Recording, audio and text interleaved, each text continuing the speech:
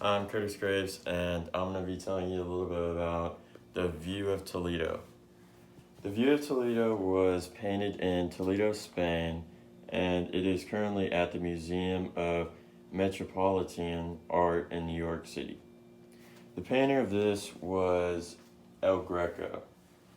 He was a Greece artist who helped form the Spanish Renaissance, and Carol is going to tell you the medium of this painting. It is an oil medium. And this was painted during the Mannerism era, and it shows the view of Toledo.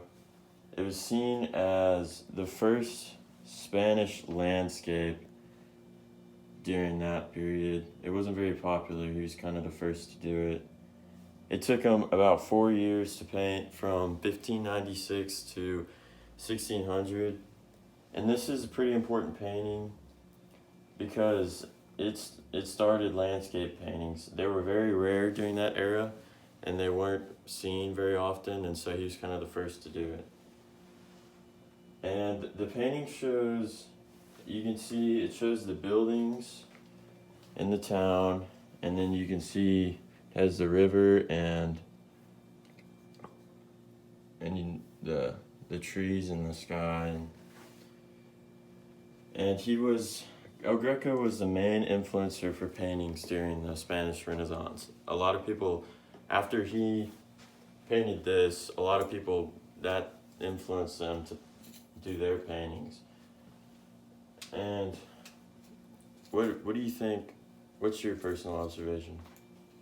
Well, I see what looks like a city at the very medium part of the picture.